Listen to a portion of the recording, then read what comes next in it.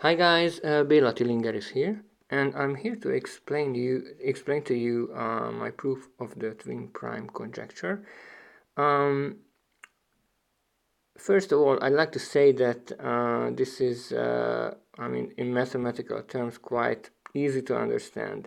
So all of you who studied maths, let's say at college or university, you don't even have to be a math teacher or a math researcher to understand this proof.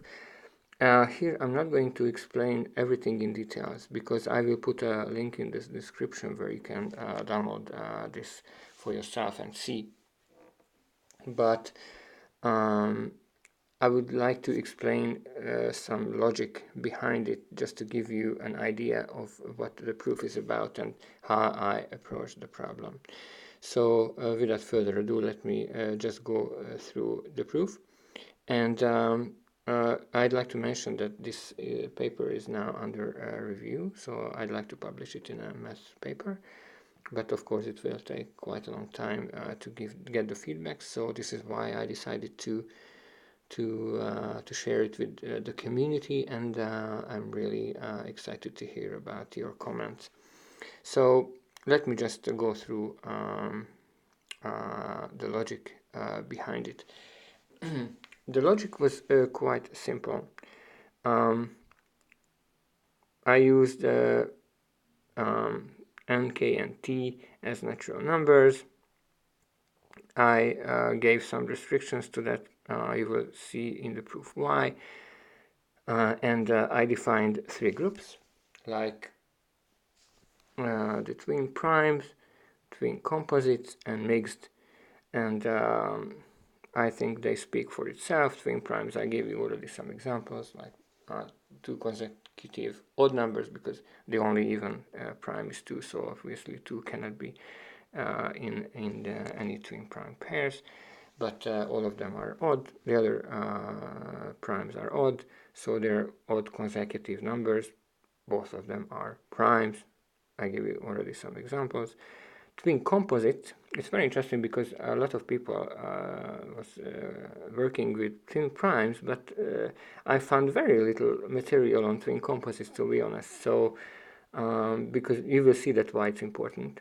It's very interesting because I believe that the first twin composite is maybe 25 and 27. So it's very rare, to be honest. I mean, the low numbers. So where both k and k plus 2 are composites. Yeah, I believe 25 and 27 are the first, are the lowest, the first twin composite pairs. And there is the mixed, of course, where one of these consecutive numbers that differ by 2, of course. One of them is prime, the other is not a prime. You may say, oh, why I use the other is not a prime? It's very simple. I should have or could have used the other is composite, but I have a problem with 1. Everybody has a problem with 1. What is 1? Is it a prime number? No. Is it a composite number? No. So basically 1 is interesting, and you will see later in the proof that I had to use 1 as a basic composite number. It will not make any problem in the proof at all, but just for the most pure logic, I use this phrase like the other is not a prime. It means that I can include 1 in the mixed with 2 and with 3. So you will see it later. There are notations: pi of n, c of n, pi 2 of n, c2 of n. I think it's familiar. C stands for composite, and 2 shows the number pairs instead of the numbers. And mn is the number of mixed pairs, where one is prime, the other is not a prime. In the proof, I used 4 statements. Statement 1, 2, 3, and 4. And those basically derive from each other. So when you go through the proof yourself, then just go through one by one, because statement 2 will use some results from statement 1, statement 3 will use something from 1 and 2, and statement 4 will use some from statement 3. So you have to go through all of them. in the next section of the document, I make the proof of the statement. I'm not going to go through statement 1 and maybe neither statement 2, because I created tables, I gave concrete explanations, so basically those speak for themselves. It's pure algebra. So if you go through it, see it, the only trick that is there, as I said, is 1, 2 in the first row of Mn of mixed pair. As you say, because there are infinitely many prime numbers, at the end it really doesn't matter if there is one less or one more.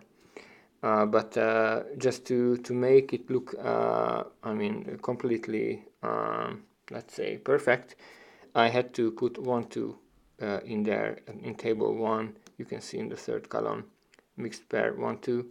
Okay, it's a little trick. It shouldn't be there, but just I wanted to show that you can see that if you just see the brackets, that basically what I'm saying is that there are 2 brackets in every row. This is what the proof is about of statement 1. You can go through it and see it for yourself. It's obvious. This is the only trick that I had to use. This is because, as I said, 1 is basically, I mean, in this proof now, also from this proof you can see that 1 is an interesting number. We have to do something with it, so basically that's why it's there. 1, 2 is there. So statement 1 shows that the number of it's a very interesting one. The number of twin composite pairs is bigger than the C of n. So what is C of n? Let's say n is 10. So C of n is how many composite numbers are there up to 10. So that is, 4 and 6 and 8 and 9 and 10. So C of n is 5, and C of n is C of 5 in this case, and there is one number 4 up to 5 that is composite. So C of 10 will be equal to 1, and I say that the C2 of n is greater than C of n. So this is how you can calculate it. Now I'm not going to explain statement 2 either. It's explained in writing, but I just want to show you, or want to let you know about the logic what I used to prove it. So first I created table 2 where I put n's, all composite n's, regardless if it's even or odd. So you can see that 4, 6, 8, 9 is there, and 15 is there, and 25 is there. I just made, this is the basic table, and I just wanted to show that C2 of n minus CC of n will be always greater than 0, which is actually the statement 2. And the logic, how I proved it, was that I created table 3, where I put the even ends only in the table.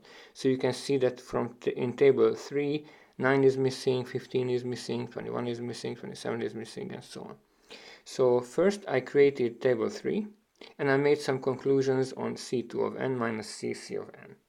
Then I made these conclusions, and I begin to add the odd ends into the table and see, okay, what happens to C2 of n minus CC of n if I begin to add these odd composite numbers. So this was the logic behind it, and I found those results that are explained in this proof, and it's clear that the statement 2 is true if you go through it and read it yourself. I hope that you will agree with me. Now let's move to statement 3 and statement 4. You can see that the proof is very, very simple because it will come to an end after statement 4. So statement 3 shows that pi 2 of n is greater than pi of n minus pi c of n. And here is what I mentioned, that statement 3 uses results from statement 1 and statement 2. And basically this is, again, nothing to explain. This is pure algebra. So if those statements are true, if those equations are true in statement 1 and statement 2, then statement 3 comes from pure algebra, just adding and subtracting the different equations, and we get to these results. It's explained from 10 to 14. It really doesn't need any more explanations. Although it's a very nice proof of statement 3, and it's a very interesting thing that the number of twin prime pairs is greater than the number of primes minus the number of the composite number of n's up to n. So yeah, if you have a little time, just think about it, what it means in reality. You can check it for some numbers. It's interesting. It is growing. The difference is growing, but very slowly. And yeah, it's. I spent quite a long time just to get some idea of, okay, what does it mean in life. So it's worth just thinking about it. So statement 3, as I say, is true at number 14. I hope you also will agree with me. And then here comes statement 4, and here is when the logic kicks in. And I'd like to show you what how I was thinking. So basically, at 3, you can see that so there, what happens is that we can somehow express the number of twin primes in terms of number of primes. So basically, this is the whole idea behind the proof, that I had to find something which we know how many of them there are, pi of n. Of course, we know that there are infinitely many if n goes to infinity. So this was the logic behind it, and this is what I like to emphasize here, that when we want to prove that something like the twin prime pairs, so if there are infinitely many of them, then we should find something that's related to that, of which we know that there are, let's say, infinitely many of them. And if we can compare it somehow, we can see if it's equal, less, or greater than. Of course, if it's greater than, we already know that there are infinitely many of them, which I'm going to show you later. But you know what I mean. So you always have to find some already defined value, or to express it in a way that you can say something about it. So we know, I hope you agree, that we know from statement 3 that the pi 2 of n will be greater than something. Okay?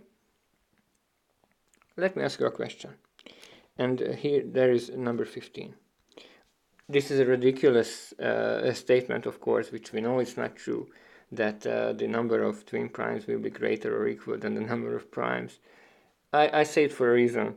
Of course, if it were true, then okay, we shouldn't continue with the proof, because then the main statement is true. If there are more twin primes than primes up to n, as we know that as n goes to infinity, there are infinitely many primes, then we know that okay, there will be more than infinitely many twin primes. So basically, then this would have been proven. But you can see number 16. That this is, of course, the main point, that we know basically that there are less twin prime pairs than the number of primes, of course. But what does it mean? It means that we have an upper limit, we have an upper boundary for pi 2 of n. It cannot be greater than pi of n, right? Okay, so now just think about it. Let's say that we add more numbers, like n plus t. Okay? We know that pi 2 of n cannot be greater than pi of n.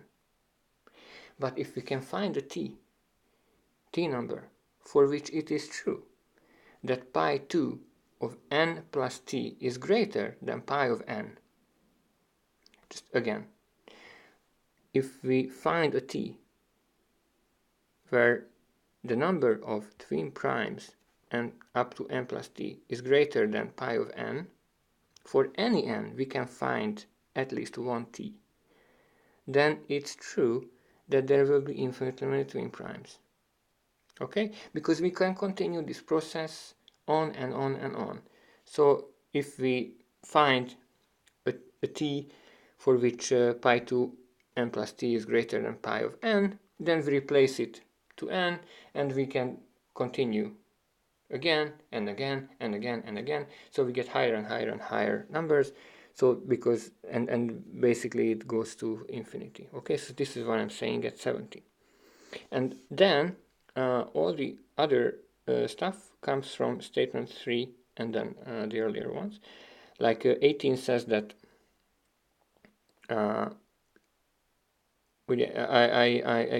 replace n to n plus t, so I repeat the whole statement 3. And at 19, what I said now in words, I just explained it. And number 20 says that as there are infinitely many primes, of course, the n plus t minus the composite ones, basically those are the prime numbers until n plus t goes to infinity as n plus t goes to infinity. It's obvious. But we also know, and it's very important, that pi of n plus t greater or equal than to pi of n. Because, of course, if pi of n equals pi of n, if we add more numbers, if one of them is a prime, then it's already true. If, let's say, n is, let's say, 12, then if t is 1, then 13 is already, the pi of 13 is, of course, already greater than pi of 12, because 13 is a prime number. If n is 13, then of course 14 will not change anything, 15 will not change anything, 16 will not change anything, but 17, then of course pi n plus t will be greater than pi of n. It's obvious. So what I did in 24, I combined 20 and 21 to show that the limit as n plus t goes to infinity, the pi of n plus t minus pi c n plus t will of course go to infinity. So we know that. But pi of n is finite. It's always finite. Because we know the value of pi of n. We can calculate it. Okay? But if pi of n is finite, and we know that the limit of pi n plus t minus pi c n plus t is infinity, it means that there will always be a t where it will exceed pi of n. So basically that's it. So I hope that you understand the logic behind it, what I use to explain why there are infinitely many twin primes, using this upper limit for pi of n, pi 2 of n, which is basically pi of n, which of course is ridiculous, but true. So this is the proof, and this is the logic behind it. So I really thank you for watching this video, and please download the proof. And if you have any comments, then please give me in the description, write me an email. You can see my email in this document and in the video as well. So thanks very much for your attention, and well, let's hope for the best. Bye bye.